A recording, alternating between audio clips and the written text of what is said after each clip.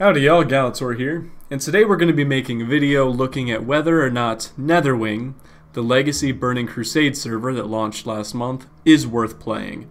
Now we're going to be looking at this from the perspective of someone that primarily has played vanilla legacy servers such as Nostalrius, and looking at the pros and cons and comparisons in between. First, a bit of background on me for those of you that are new to the channel. This is usually just a legacy classic server channel. However, I've decided I think I'm going to start dabbling in a few other legacy ideas. I mean, peaking at Wrath of the Lich King, let's not be ridiculous. But I am very interested in the Burning Crusade. So a little background, I did play Classic, so I'm not a complete fake. I played Classic starting in 2006, and I was in middle school. So I was a garbage player, I didn't know what I was doing. So really, Burning Crusade is where I really started to play the game, which is what made me so excited when Netherwing started to get a huge following behind it. So that's the perspective all of my judging is going to be coming from. I know I'm not going to appeal to those really die-hard vanilla purist fans, but I think there is an argument to be made for different legacy servers. So category 1 for judgment is going to be the game. So a Burning Crusade legacy server isn't going to apply to some vanilla purists, and there is an argument to be made for this. They argue that if you were going to create a server for different stages of WoW's development, it's kind of a slippery slope. You start with a classic private server, you create a Burning Crusade one, because why the hell not? Wrath of the Lich King, great. But then Cataclysm? Mists of Pandaria? It just keeps going down. So I definitely see that slippery slope argument where you're like, sure, it's Blizz-like, and why the hell would we want a Cataclysm private server? If you are one of those people, and tell me why the fuck you want a Cataclysm private server. I think Burning Crusade, as a game, will appeal to most classic WoW fans, those of you that are biting at the bit, waiting for Classic to be released this next summer. The reason is, it still has the same kind of mechanics as vanilla. It's a little more tuned, as in there's no like unplayable classes. It does have that same, vanilla experience feel to it. Part of the reason is levels 1 through 60 are the exact same. There's like some minor differences.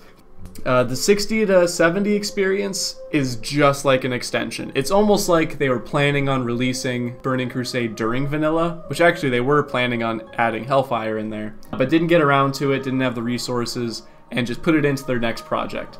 So it's built on a similar engine, similar game philosophy as Classic WoW. So I think the game itself will appeal to a large platform of legacy players. So the second category is just going to be general server tech. I'm going to first start with Nostalrius. Now Nostalrius had this seeding tech that allowed you to have a ton of players on a single server, even in a single location, and maximize stability. I actually don't know the details of like the Netherwing tech, how it compares, but I do know that the team behind it has spent several years recreating the engine necessary to run Burning Crusade, and it was a beast of a project, and hats off to them. My god, people that can do that for no pay just because they're passionate about a game, that is why I love the classic WoW community, or in this case Burning Crusade, whatever, legacy WoW community. The tech is great, so I've been playing on Netherwing for maybe a cumulative 20-ish hours, and it only crashed once. And I know to someone who's only played retail that seems ridiculous. What do you mean your server crashed? These are private servers being hosted in the EU. It's honestly amazing that it only crashed once, especially with peak populations reaching up to 7,000 to 8,000. And I'll get to server health later. But the tech is great. You're going to have not very many bugs. I encountered none. I had one crash. And queue times were pretty bad when the server first came out, but they've started to settle down. And honestly, I don't think that's just a private server issue. When Classic launches this summer, I think they're going to have the exact same issue. They're either going to have A, huge queues, because their servers won't be able to handle it either, or B, they'll have phasing, which is an entire video unto itself, and I don't even know if I have the resolve to attack that issue publicly.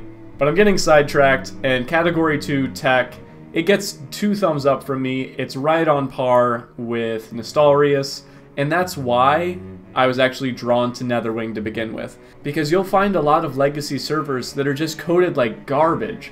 It's just bug after bug after bug, and it detracts from the entire experience of playing a legacy Blizzard game.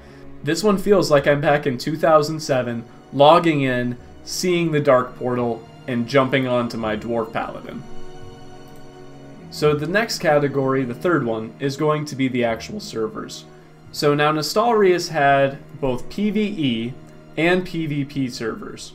In addition to that, they also kept rolling out fresh servers for people that felt like they were behind the game.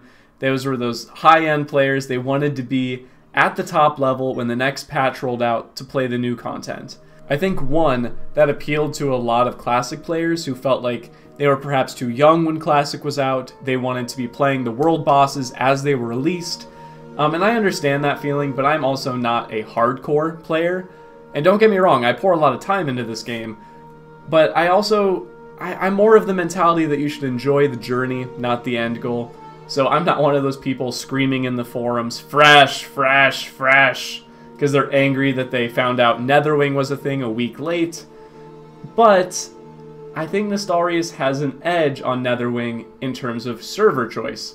Now, Netherwing only has one server, which helps a lot for server health. There's a lot more people online.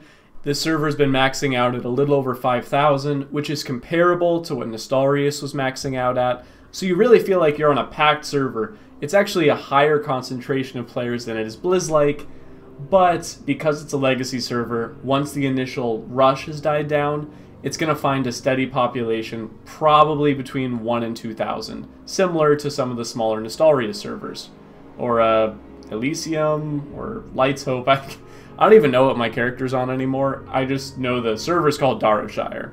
But in terms of server, I would give it a 1 thumbs up. It's definitely fun playing on. It's kind of a bummer that you don't have a PvP and a PvE option, particularly because on a PvP server in Burning Crusade, because they strive to be Blizz-like, is you can't have a Horde and Alliance character. So you really have to choose, do you want to play Alliance or Horde for Netherwing? Now, I'm a hardcore Alliance player, but with Classic coming so close, and I've already leveled up to 60 on Darrowshire, I don't want to play as a Dwarf Paladin again, especially on a PvP server, because as I will iterate for the 1,000th time, Paladins are god-awful to level on PvP servers. We have no defenses, we can bubble in Hearth, that's all we have going for us. So I decided to do a Blood Elf Warlock, because that was my first Horde character I ever made when Burning Crusade came out. But yes, I'm not saying the server is bad. It's a good server. It just doesn't give you the same options that a really great hosting company like Nostalrius did. But I think they don't really have a choice, because the audience for a Burning Crusade Legacy server is going to be more limited than that for vanilla. And the final category is the community. Now, I only had a very brief experience with this, because I only played through the first starting zone, and you can't chat below level 10 in order to avoid spamming. But yes, I grouped up once, I had a lot of fun. It's very similar to just, running into a bunch of randos on a private vanilla server. It's going to be a fun time. It's harder to kill mobs, it's easy with friends, that's just a recipe for fun.